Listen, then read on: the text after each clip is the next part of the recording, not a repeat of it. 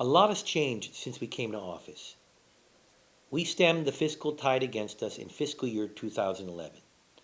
We ended fiscal year 2012 with an annual surplus. Then we did what no one believed that we could do in only 2 years.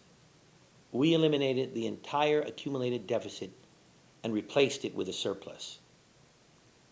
For the first time since Governor Joe Ada was in office, your government is running in the black. And I'd say that's pretty maulic.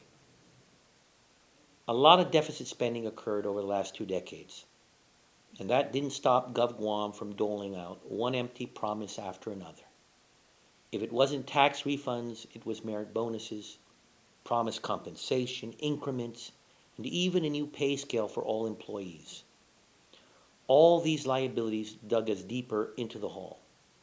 But worse, it broke the trust government had with its employees and the people it was supposed to serve. I made a promise to you to fix the mess that we were left with. We worked hard at it. Now, we did not anticipate to stabilize finances within 2 years, but here we are today. We are paying out the merit bonuses, increments, promised compensation, tax refunds, and even long-standing legal claims. All of these were empty promises for years until now. Part of the reason we're able to do all these things is because we saved the money to do it. We cut spending early in the administration. We instituted the 15% reserve. We cut our own pay. And GovGuam employees pick up the slack whenever their coworkers retired or resigned, and we didn't fill those positions. Now, all of this added up. One of the major factors that allowed us to save was the suspension of the Hay Plan. It also kept us from going bankrupt in 2011. That pay adjustment was implemented without regard for the government's ability to sustain payments.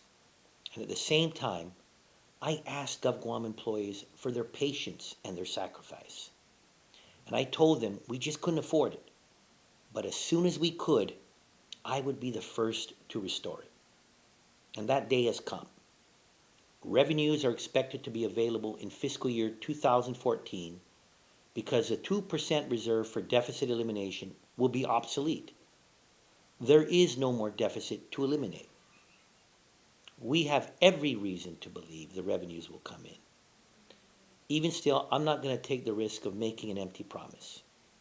And that's why we'll incrementally phase in the Hay Plan. We will use cash collections data to be safe and conservative about our decisions. And we'll phase in the pay adjustments, how much to pay, and when more can be released, based on this data. This is a fiscally responsible way to approach these pay adjustments. On one hand, we are showing GovGuam employees our good faith that as finances afford, we will make good on the promise to pay them what they have earned.